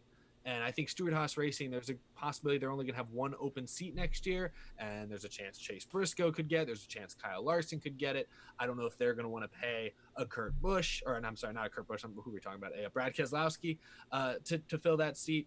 So personally, I still think most likely he stays with either Penske or goes to Hendrick. But no, I don't know. There could be an underdog, a sleeper in there somewhere. I'm kind of thinking wherever he goes, Discount Tire is following. I don't see them. I see them more being a Keselowski deal. I would not be surprised if this guy in the chat, Wisconsin Badgers, right, if Keselowski to the 42. I mean, we don't know how long Kenseth, will stay around. Is he only signed this year? Is he only signed this year, or is it a 2-year deal? He's only signed this year. It's just 1 year. Yeah, so you don't know where that domino will fall. I think when the first domino falls, I think everything is going to become a lot more clear with this. But I wouldn't be surprised if Kenseth doesn't come back to the 42 if Keselowski goes there. That would be kind of odd having Kurt Busch there with a guy that replaced him in the 2 car. I had to admit that would be something. But I mean, Kurt Busch's career for the last 5 years has been awkward moments like that. Like being teammates again with Kenseth and all that. So I wouldn't be surprised at that. I think that's not out of the realm of possibility, especially if Chastain can't bring in sponsorship or if Kenseth doesn't come back. That's true. I wonder, is there any other options other than like Penske, Hendrick, Ganassi, or maybe SHR? Like, not if he doesn't like go to IndyCar or something. I mean, yeah, I don't. I think he'll stay with Penske. I think that they would be dumb to let him go, unless they just have some sort of hidden talent somewhere we don't know about. So I think he'll be with Penske, even if it's just a 1-year deal or something. I think he'll stay with Penske for now. Theoretically, Penske still has room if they had the funding to, and if they say they want to put Austin Cindric in Cup, they can make that happen. They still have the room to do it. Yeah. I feel like Matty D would get the boot for Cindric before Keselowski would. As much as I like Matty D, I don't think that they would boot Keselowski for Cindric. Well, I see in the chat, Eric Estepp to the 48. Eric, there's something you're not telling us, man? Secret contract talks. Oh, he's frozen. He's frozen. He froze so he wouldn't let us know. Violating the NDA here. Back on your subject of Matty D, he was personally chosen by Paul Menard to replace him, and Menard has made it clear they're going to keep funding that team so long as they have a big say in that. So I think that actually helps Matty D more than anything. Eric's power went out, by the way, guys. There's been storms there, and he's been having problems, so that's why. Sense. So it wasn't me and the McDonald's Wi-Fi that fell out first. The leg switch. But so also I want to talk about this too. There's two more topics before picks. Hopefully we can get Eric in here before we start up with picks. But I want to do the bad news first, and the good news second. So bad news is for Denny Hamlin fans. So sorry, Denny delivers in the chat. But there's a 4-race suspension for Denny Hamlin's crew chief Chris Gabehart, as well as his car chief and engineer for that ballast falling out of the car. And I just saw it on screen too. How do you think that affects Denny Hamlin moving forward these 4 races, and then overall, because the way I see it is it's probably just having to have everything so quick leading up to the race, is that it was probably somebody didn't check it off or something. I don't think that they would leave that to chance that much. Yeah, it's he might affect him these next 4 races, but I mean, once again, they're not doing qualifying or practice or anything, so everyone's kind of just jumping right into it. Besides, dude's got 2 wins already this year, and he's locked into the playoffs, so long term, I don't think it's going to affect him at all. Yeah. All right, and then I'm just... I'm sorry. Oh, no problem. I just watched a video of a guy blow himself up trying to make barbecue. That was funny. I'm sorry. Okay. This is definitely one of the funnest and weirdest podcasts, but I am so happy. And then I'm so glad that we haven't committed to doing this in full audio form yet, because if it was an audio listener, they would probably be kind of shaking their head more right now. All right, I'm just making sure, just in case when Eric comes back, I'll be able to let him in right away. So the last thing I wanted to talk about is I wanted to give 2 driver shout-outs from the lower tier series races. Like these 2, like just basically made the last week for me. Zane Smith, yes. And he liked my tweet, by the way. So Zane Smith, if you're watching, come on here, man. I would love to have you on because you made that race way more entertaining last night than I thought it should have been. That dude's a badass running out there, man. I think it was the highest finishing non-cup regular in last night's race. Yeah, and I think at one point, like Kyle Busch is like, "Who's that rookie out there?" And they're like, "That's Zane Smith," and he's like, "Oh, okay." Like, cause he at one point did he take Kyle Busch? I think he took Kyle Busch 3 wide at one point, but didn't he make like a 4 wide pass down the backstretch or something at one point too? Like, I mean, he was just over the place, man. Yeah. He was on the apron at one point. Like I mean, he was full send. I was scared he was gonna make an ass out of himself and like take Kyle Busch out. But then as it went on, I was like, holy, because I knew who he was, but like I never really, when I heard the name Zane Smith, I didn't think like crazy talent. You know what I mean? But last night like really changed my view on him because he looked like a badass out there. Mm-hmm. And we've got Eric back. Yes, back. My powers blinked twice tonight, but it hasn't stayed down. So I thought the storm was over. I hadn't heard thunder in a while, but maybe it was a delayed reaction. I don't know. I want to get your take because I gave out 2 shout outs to lower tier series guys that I really like, and one you just gave one. Well, no, there's a second one I'm giving. Okay. After, but Zane Smith last night. What'd you think of him, man? He was impressive. He had almost like the move of the race. I can't remember. It was like the second to last restart. One of the late restarts. Busch was kind of hung up with somebody battling side by side for the lead, and Zane Smith took him 3 wide and slid it off into turn 3 and cleared them both and led for a lap or 2.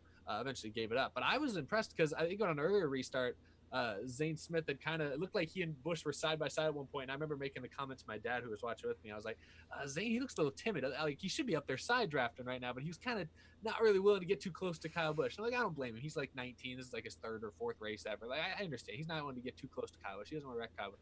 But then I don't know. That went out the window the next restart with that 3 wide move. So he definitely impressed me. Finished 3rd. He comes from last year it was the K&N East, I guess, right? And he made some ARCA starts as well and was extremely impressive. So, yeah, he's definitely good. When they announced him as he raced part-time last year in the Xfinity Series, I believe, for Junior Motorsports as well. Yes. And had some good runs. So this year, knowing that he's got a Is he still kind of doing that this year too? He might be doing it this year. That's why I wasn't sure if it was last year and this year. But I know this year he's full-time, I guess, in Xfinity. Or I don't know if he's full-time in Xfinity, or not in Xfinity, I'm sorry, trucks. I don't know if he's full-time in trucks in that 21 car, but I know he's making a lot of starts this year and good equipment. So I'm hopeful he gets a win or 2 this year. Oh, and thank you, Philip Richards, for the $5 super chat. Asked, is there a way to watch the 100K cam thing? I missed it. I'm not sure, but I'm assuming somebody's probably going to put it on YouTube at some point. If you give it a few weeks, I would say it'll be up there. There's a lot of them that are already up there on YouTube as it is.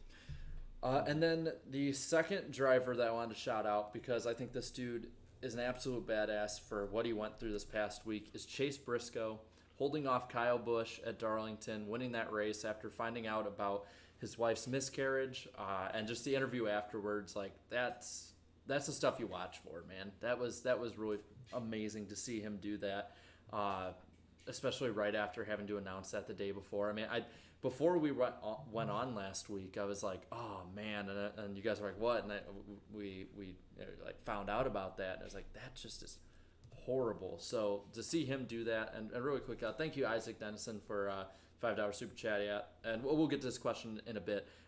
Says, do you think that Joey Logano would switch to the 2 and Blaney, or we'll get to that in a bit. But what do you guys think of Chase Briscoe in the Xfinity race this past week at Darlington? Made you want to cry. It was an emotional one. Yeah, it was. I wanted him to win, and it was crazy because that was like just an instance of refusing to lose because he made so many mistakes out there, and then on that last lap, he just essentially pinned it against the wall in 1 and 2, and just did not let Kyle Busch beat him. So I mean, I loved it. I thought it was awesome. It's a classic Darlington finish. Yeah, something that gets overshadowed from Chase Briscoe's story is that Kyle Busch and his wife went through the same thing last year. So Yeah. two guys that went through the same experience. One obviously way more recently, battling their hearts out at one of NASCAR's oldest tracks for a finish to remember. It was classic NASCAR. It was meant for that race to end the Darlington week, I think. Hard not to be a Briscoe fan after watching the way he battled through those last 10 laps or so. And I'd say he's probably the only Xfinity regular right now I could say that I could see next year competing well in Cup. Like I would agree. I kind of brought that up just because like of everyone coming after you, Eric. But I agree with that what you were tweeting during the Xfinity race. I agree with you on that. Yeah, briefly mentioning that, I just feel like the Xfinity series this year is the competition so much weaker with no Bell, no Reddick, no Custer, that like Briscoe was getting beat by those guys all last year. You know, that was your big three. They were elite. Yeah, Gragson was getting beat by those guys all last year, so I would expect the two of those guys specifically, as well as others, to have better finishes this year. But everyone, it's just hard for me to watch because I think Briscoe's decent. I think Chastain is decent, but beyond the two of them, I don't see anyone. Yeah, like you said, who could go into Cup this year or next year and have some success. I think everyone else needs more time. That's why it's not exciting. I feel like Briscoe's like, and I thought this even before his emotional win. So I don't think I'm letting emotion cloud my judgment on this one. I think he's one of the few people that is like really under the radar right now. Like under the radar, really good that people aren't talking about. And if anything good, more good that can come from him winning is the fact that now people see just how good he is outrunning Kyle Busch at Darlington of all places. I'm going to be watching that race for a long time, probably after. Like, I'm going to be watching the finish of that race a lot. So really quick, we had two super chats. One from Isaac Dennison. He says, do you think that Logano would switch to the 2 or Blaney would switch to the 2, just like Brad went from 12 to 2? I don't think so, but... I don't think so either, just because I think the sponsors are pretty well committed to those cars and those drivers, and I don't see anything changing on that. Same. And then GN, thank you for the $2 super chat, says, what will be the Chip Ganassi Racing lineup in 2021? Kurt Busch for sure. We kind of talked about that earlier, and if you got to make a quick answer, I would say Chastain is still kind of leading that, but don't roll out a Brad Keselowski going there. Don't even roll out Matt Kenseth even coming back. You don't know right now. That's about how my take is on it right now. I really think that Kurt Busch is for sure going to be there, but I don't know about really the 42, but I think it's one of those three is going to be in the 42. And for some people in the chat, no, I do not think Kyle Larson is getting the 42 back next year. Probably not going to happen. But yeah, I think like Kenseth or Chastain or even Keselowski are probably the only three that I could see in that car. It's too high of a team for them to take a chance on somebody else that they don't know or doesn't have a good history behind them. Yeah, I might be a little biased being a Wisconsin boy, but I'd love to see Kenseth have a good year and come back to the 42. I mean, what do you get, a top 10, like 10th place in his first race back in like 2 years in cars that he had almost no experience in, no practice, no qualifying? Tell me that's not one of the biggest underdog stories of the last couple of years. Only race we get to qualify, he qualified what, third, fourth, something like that? Yeah. Mm-hmm. Yeah. It's Eric can attest to this. It's almost like Kenseth has been this good all along. Yeah, well, I'd love to see Kenseth stick around for another year, but I'd lean Chastain. I just think, one, Kenseth is demanding probably a heftier salary than Chastain would command, and Chip Ganassi seems very uncertain about the status of some of his major sponsors going forward to next year, partially due to this whole Larson deal. So I think it's going to be Chastain. I also think Kenseth really only came back this year because of the condensed schedule. I think he's not up for another 9 or 10 month season, just based on where he's at, I guess, in his life. He doesn't. Not to say like the passion is gone or the fire's. It's just kind of he's got other priorities, I think, at this point. But I don't want to speak for him. I'm shocked he came back this year. I genuinely am shocked. So I won't rule anything out.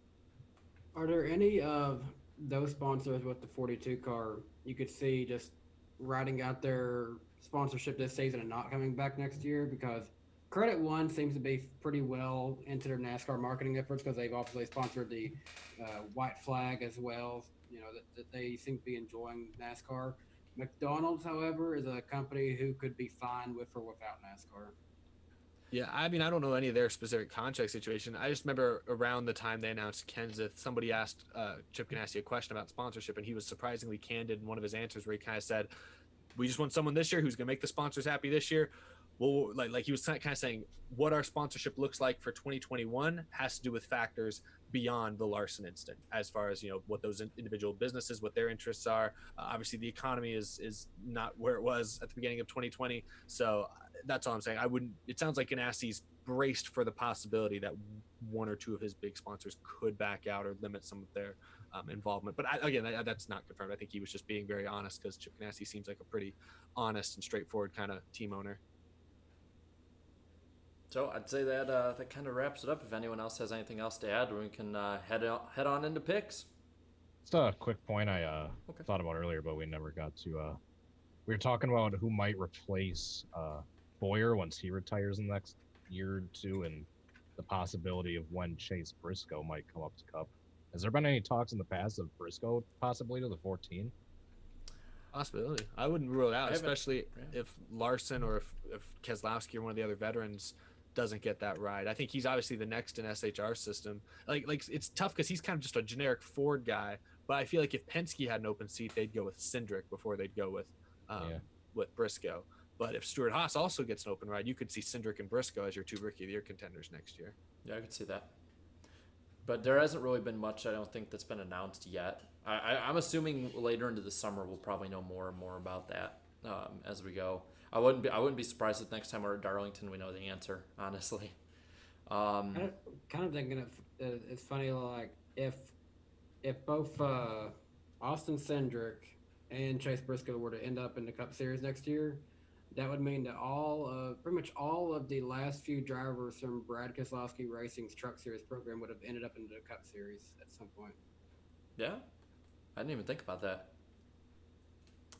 All right.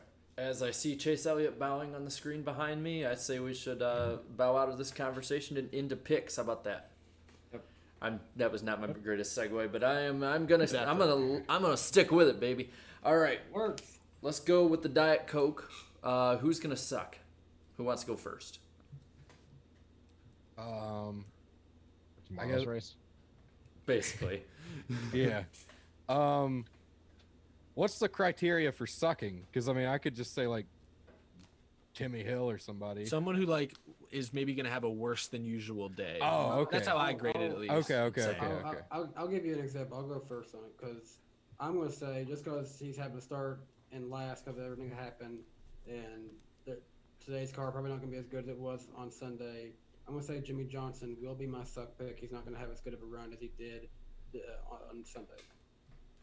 I'm going to go with, because of what happened to him before and missing his crew chief and everybody, I'm going Denny Hamlin. I think Hamlin's going to suck in the Diet Coke. I'm going to pick William Byron. He seems to have been kind of the weaker Lincoln Hendrick last year or so. Does get to start first, though, so. I'm going to go with Blaney. I don't know why. I just saw his name and felt like he's going to run bad tonight. I liked your pick of Denny Hamlin, Jarrett, partially because of the crew chief, but not just crew chief, car chief, engineer, all that stuff is Outski. But also, I think that's just important because he's usually really good at Darlington. I don't think he's going to run 30th. I think he's going to run like 14th or 15th, which would be bad for Denny Hamlin at Darlington. Or Charlotte. Oh, Charlotte. I'm sorry, Yeah. Charlotte. My bad. I was thinking of Charlotte too. He's good at Charlotte too. But He's good at Charlotte too, yeah. Denny delivers is feeling betrayed in the chat.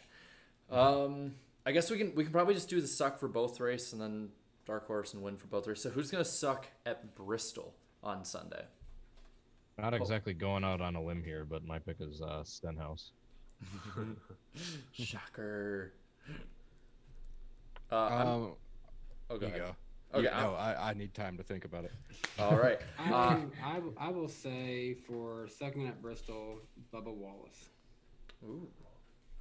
I am going to go with another legendary number, but it ain't going to be the 43. I think this guy, even though he was doing well at Charlotte for the 600 and ran well, I don't think he's going to run well at Bristol and probably run into some bad luck.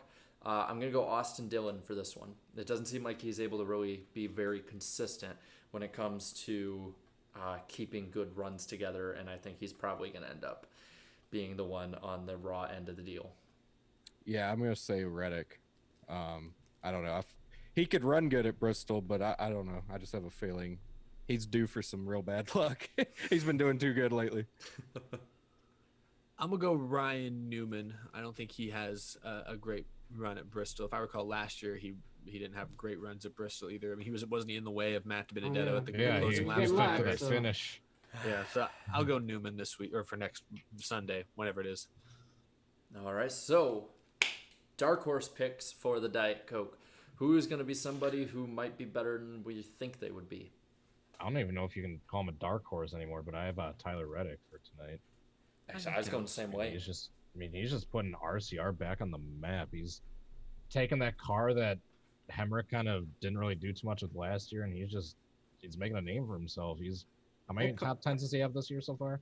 At least like 2 or 3. I think two or three. That car obviously has speed.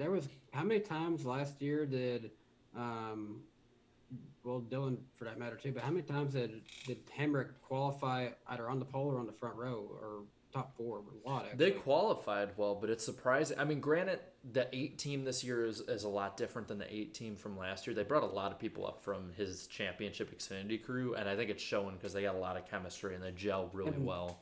And also, Hendrick is showing that Chevy's little change they did has helped them just a lot. Mm-hmm. But I'm going Reddick too. I like what I see out of Reddick right now, and outside of crashing while getting all the way up to, as it's raining in Charlotte pretty heavy right now, but as it showed up on the screen, there's a current, I'll just say that. But if it wasn't for him crashing at Phoenix, I think he's top 10 in points right now. We're very close. And he was running as far up as second in that race. I mean, so he had speed. And I think he's going to have a lot of speed heading into hopefully tonight, but probably tomorrow. It'll be early tomorrow morning, 12:30, 1 a.m. at this point. I'm going to go with Kurt Busch. I think he hadn't run great at Charlotte that I can remember lately, but he does have a couple of wins there, so maybe he'll do something tonight. Make me not look like a jackass. I'm going to go with John Hunter Nemechek for this one. He ran really competitive in the truck race last night, and that team has done surprisingly pretty well this season. And because of the way the last one finished, he gets to start 5th for this one tonight. And on that note, Jared, of rain at Charlotte, I'm looking at the radar. The rain is actually about out. However, they are under a flash flood warning, so that's not helping things. Yeah, look at the radar. It looks like they might get a window starting around 8:30 or so local time, but it's going to take 2 hours to dry the track. So we might get racing around 10:30, 11 p.m. Eastern. If NASCAR is really worst. If NASCAR is really that bent on getting the race done tonight, it'll be probably that late. It's a shorter race, so they could probably be out of there by 1. I don't know. Just get lap 104, baby. That's all we need to get. What if they just shorten the distance from 3:12 to just 2:12? They say right off the bat. They won't do that. So they turned it into 2007 Kansas on us. My dark horse pick for tonight, hopefully, I'm going with Christopher Bell. Was off to such a rough start, but he finally got his first top 10 of the season the other night at Charlotte. I believe he finished 10th. So I guess, does that mean he's starting 10th or 11th? So decent starting spot. I think Bell puts together another solid top 10, maybe a top 5 run if he catches a break. And so who are our dark horse picks now for Bristol on Sunday? I'm going to do a little repeat of last year and say Matt Benedetto. Nice. I hope so. Pretty solid. I'm going double that number because he's in the 21. So I'm going to go 42, Matt Kenseth. I think Bristol's a driver's track, and I think that's probably going to be one of the closer ones to driving how Kenseth was driving it before. And I think Kenseth is going to do pretty well at Bristol and surprise a lot of people. He's pretty good there. I'm going to agree with you, Jarrett. That would be the track that I would say he probably has the best chance to contend for a win, I think, because Larson has nearly won a lot there in the past. So that team obviously has a lot of great notes that they can go off of, but this one would be his best chance. But the fact that he's been out of the car for so long would be why I wouldn't just say that's the reason I would still call him an underdog for this one. So yeah, I'm gonna go with Ryan Preece. I feel like solid. Yeah, it is. Short track guy has won there in the Xfinity Series before. Yeah, that is a solid pick. And Chris Buescher, from my recollection, always ran pretty well in that 37 car at Bristol too. Yeah, I'm also going to go with Matt Kenseth as an underdog pick. I think Bristol is going to be one of his best shots at getting a win this year. I don't think this Bristol race is his best shot. I think it'll probably be when they go there later in the year once he's got some laps under his belt. Not having any practice is difficult, and these cars, I think you're right, I think Danny said it, are going to handle closer to what he remembers because of the lower downforce. They're running the small spoiler for Bristol. But that being said, still, it's going to be very different from what he's been driving these last 2 weeks. And so once again, we're kind of back to square one, first time in that car in almost 2 years. Going to be difficult out the gate, but I think Matt Kenseth has historically been really good at Bristol. That's one of his best statistic tracks ever. And the 42 team has always run there well as well. I think Larson's always been pretty good at Bristol in both the Cup and Xfinity Series. So I'd say Kenseth is a good underdog pick. And that leaves, as Darren would say, the wiener pick. Who's going to win? So who's going to win the Diet Coke tonight, hopefully? Danny, you should like this. I'm going to pick Alex Bowman. He's really come into his own lately. I'll admit I was kind of skeptical of Bowman his first couple years, but he's been really showing speed especially this year. He's one of the strongest drivers so far this year, in my opinion. And yeah, I think he'll take home the victory tonight. That's also who I'm going with. They just put up a graphic on FS1 a minute ago. It said they called it the Monsters of May, but Bowman has led the most laps out of anyone in May and has gained the most points out of anyone in May. So, yeah, Bowman is my pick as well. I'll tell you what, I like Bowman, but I'm going to be a little bit of a contrarian here, but in a very popular way. I think I'm going to ride the Chase Elliott wave here. He would have won that race the other night. He hasn't been very fast and just hasn't been able to put together. I think with the shorter race tonight, it gives him less opportunities to screw it up. I think Chase Elliott's going to get the win. I'm staying on this wave, baby. Chase Elliott's going to win. I hope he does a bow afterwards, too. I'm going to go with Logano. Don't know why. I just feel like it's a Logano kind of night. So, yeah, I'm going to go with him. I really don't know why. I am super torn between two polar opposites, but I'm going to go... I'll go Chase Elliott as well because on paper it makes the most sense. But I honestly think it's going to come down to Chase Elliott versus Kyle Busch at the end of this race. I won't be shocked if they're running 1-2 late in this thing or if it's them on the front row for a late race restart. I just think Chase Elliott showed so much speed. He clearly was the best car at the end of the race Wednesday night. I think he'll do it this week. I think he'll finally break through. And that leaves Bristol, baby. Who's going to win Bristol? I'll go first. Matt DiBenedetto will win Bristol. Ooh, I love it. I love it. I hope he does. Redemption for last year. Oh, and really quick before we go on, thank you, Bake Snake. That's his name. $1.99 super chat says, "Can we get a Leroy Jenkins in the chat?" And there's lots of people going Leroy Jenkins. Okay, who's gonna win Bristol? Who wants to go next? I'll say Truex. All right, I am gonna go with. I can't stay on the good graces of NASCAR fans forever. I can't do it. And I think that we're gonna continue this Chase Elliott Kyle Busch deal, but I'm picking Kyle Busch. Now I think he's gonna win Bristol. I think he's gonna be going out there with a vengeance out there, and I'll take a bold pick here. I think he spins out Chase Elliott to get the win. I'll go bold. I'll go bold, baby. I hope this happens. I want to see. Wow. I want to see NASCAR social media explode. I want to see angry people on Twitter, on TikTok, on YouTube, Instagram. I don't go on Facebook, but they're already angry. I want to see them more angry. I want to see it all, baby. I hope that happens. So I'm going with that. Kyle Busch is going to win Bristol. I was gonna say Kyle Busch, but since I can't double pick, so I'll change mine and say Denny. Might be a little peeved after that suspension with his crew chief.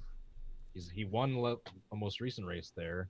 As long as they don't take that spoiler off to have like the setup be different, they should basically just take the same notes from the night race last year, plug him in. He should be good to go for plenty of speed for that car.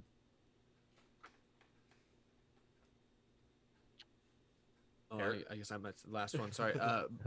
Bristol's a tough one. I honestly, I was going to pick Matt DiBenedetto as well. I think I'll make a case for Kyle Busch and also Kurt Busch, who ran well in the spring race a year ago. I believe it was last year. He ran well in that race. So, I mean, it's a driver's track. So I think we've all just named drivers who traditionally outperform their equipment, or at the very least match their equipment. So I expect that. I think it'll be really interesting to watch what Tyler Reddick does in this race as well. I don't know. He's traditionally good around the high side at Darlington, at Homestead.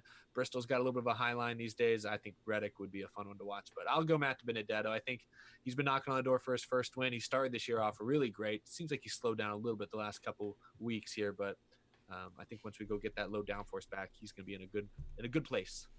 And I see we got a super chat pick too from the gun. Kyle Busch for Bristol here too. On a side note, someone that I was also considering, it is because when we go to Bristol, this is the first race that we do in real life that we did in the Pro Invitational Series. So it'll be interesting to see how they compare to how they did virtually. I really hope they don't wreck as much. Bobby Labonte is going to finish 14th.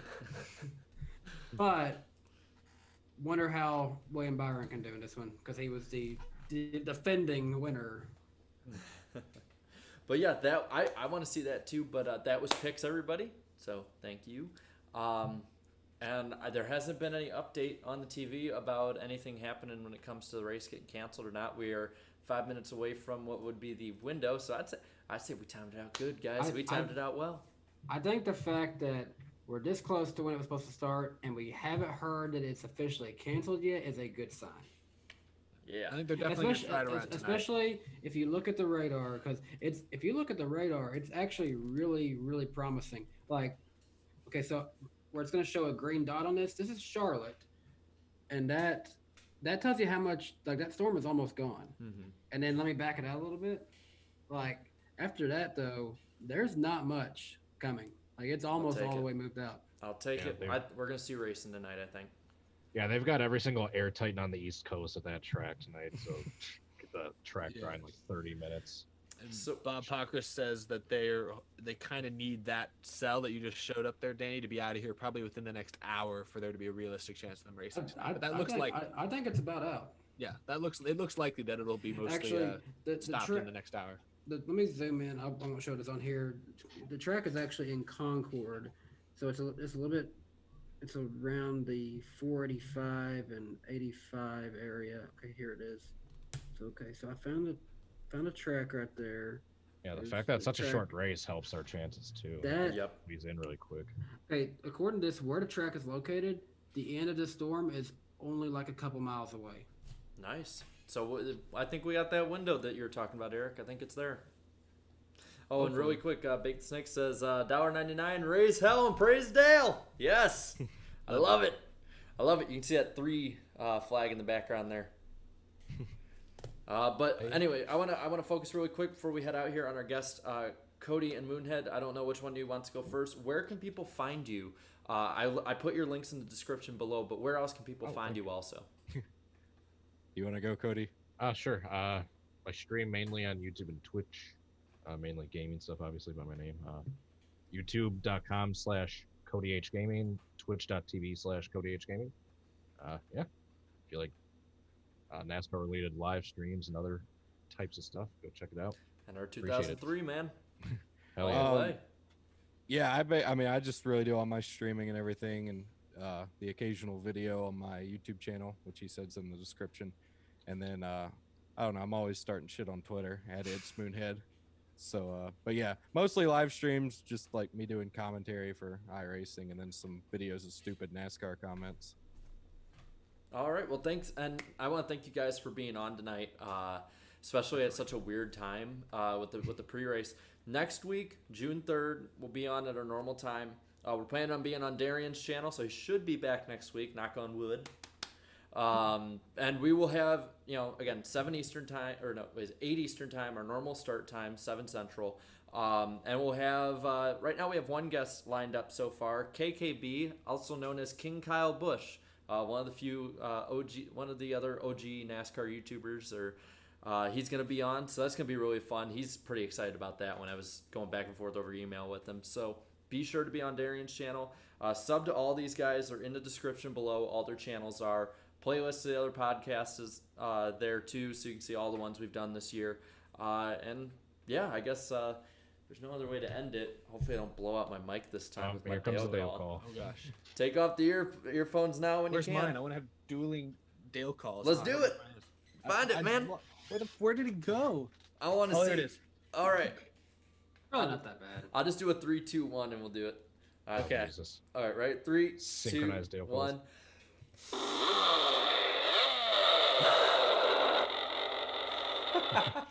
I think it broke. Temporarily blew out the microphone.